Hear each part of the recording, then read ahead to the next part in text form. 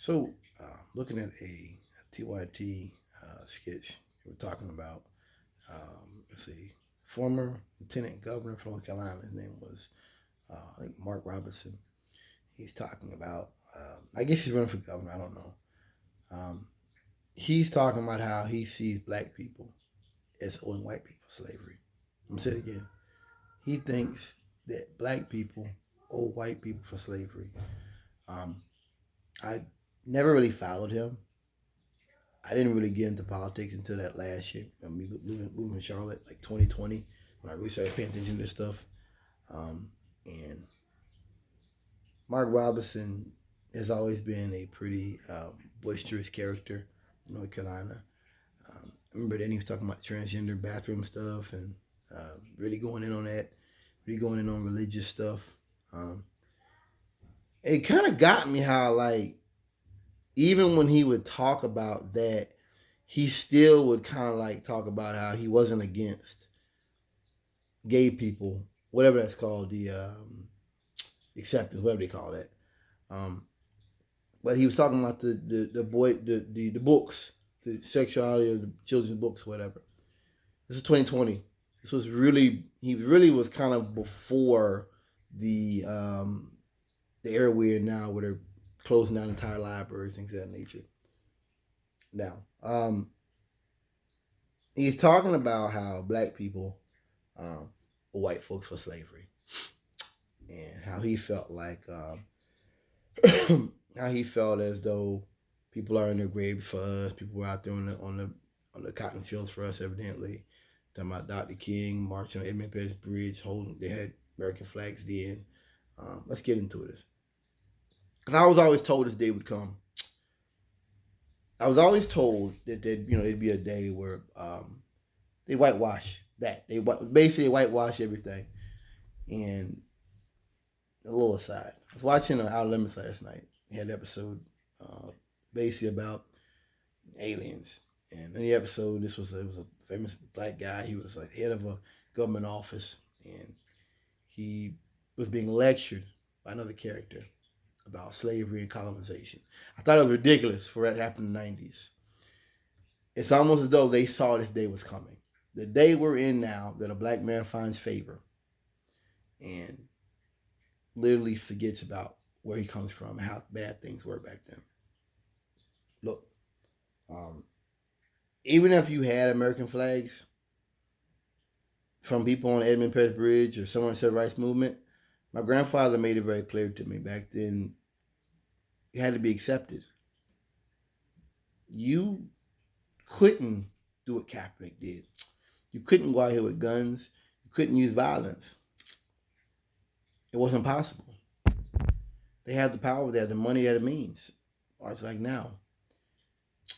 So you had people who did what they had to do to stay safe. That's why they had the I am a man sign. I am a man, because you were trying to be humanized by society. That's what any marginalized group has to do, is be accepted by society first. Not a criminal, not a violent person. I want to be accepted. Someone loves me, someone cares about me. I want me to be hurt. I don't want to be hurt. How you take that to mean that they were patriotic is ridiculous. Let me add something to this too.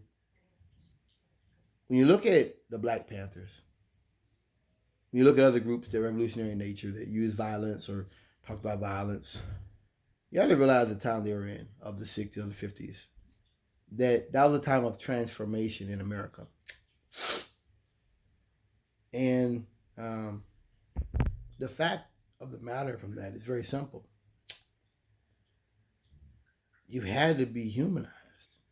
But if people aren't going to accept my basic humanity, there will be blood.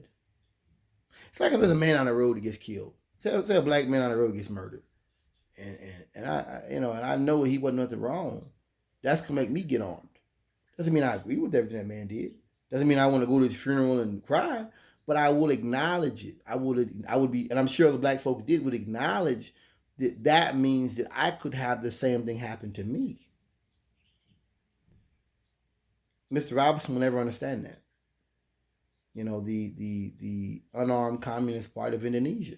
Suharto and all that. How the U.S. government trained the military, and the military ended up going in and killing off all their people, bringing them in, murdering them and stuff. And those guys were unarmed. It was a political party. A lot of folks think that's what led to the Black Panthers getting serious. They brought them over here with training them and stuff. Indonesian armed forces. Um, Look, Mark Robinson is. I can't tell if he's just an idiot or if this is just hatred or if this is just money. You know what's crazy about it is? White people got reparations for slavery. Mr. Robinson, do your research. The slave owners got paid after the war ended. I wasn't supposed to tell that, was I? Do your research. They got paid. Yeah, white folks got reparations. I shouldn't have to tell that. I shouldn't need to have that concept. I shouldn't need to address that. We shouldn't in 2022 be talking about this. The other thing is, okay, Dr. King marched for me. I am grateful, and I am definitely respectful of the Keynesian theology of nonviolence. I acknowledge it, but I'm not nonviolent.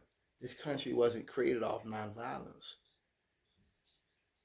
What Mr. Robinson is talking about is an era where many people got rich off of blacks, off other groups, off the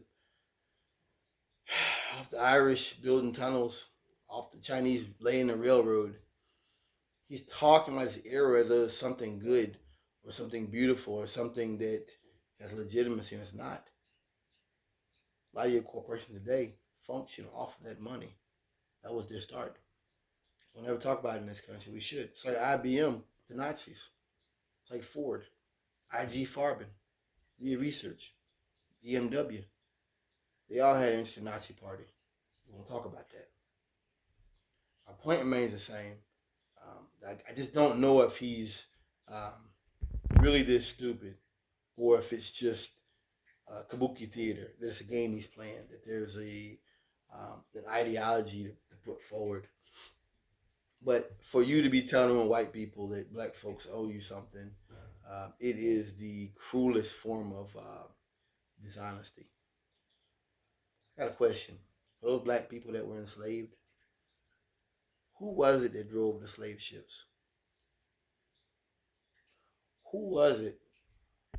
Who was it that put the chains on? Who was it that had him in the field? Why was it that a black man couldn't marry his wife? Because the slave owner, they couldn't break the law. It's Christianity, and it'd be adultery. So you couldn't marry your wife because a slave owner might rape your wife anytime.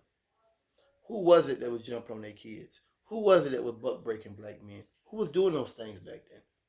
He's discussing slavery and the concept of civil rights, the concept of Jim Crow, as though that was a normal practice and not that that was wrong, that these were immoral acts, and that we have never really recovered from that. The idea of a black man telling black people this, it's not only reprehensible and problematic, it's outrageous. For him to say these things, it is really an outrage. It's disgusting and it's dishonest. But I realize this is idiocracy. This is the idiocracy idea. What I told you, the movie. Yeah, this is it. This is getting the dumbest people to solve simple, complex problems, the simplest solutions. It's disgusting. Uh, I talk often about the show I watched, Outer Limits, came out in the '90s. I talk often about how they really sci-fi. They're looking into the future, looking into the technology, and you have iRobot came out, other stuff came out that's based on these episodes. But the show was about more than that. I didn't understand it when I was a kid. The show was about discussions of, as I said, the idea of black people becoming normalized, black people getting into positions of authority, and what happens when you lose touch with black history. There's an episode I watched. that I just leave it. It's just interesting to me that people back then saw that this world would happen, that this would happen, that you would have an era where black men would piss on their own people, would spit in their own people's face, and would do it in such a manner that uh, is really distasteful. It's really disgusting. It's Kanye West saying that slavery was a choice.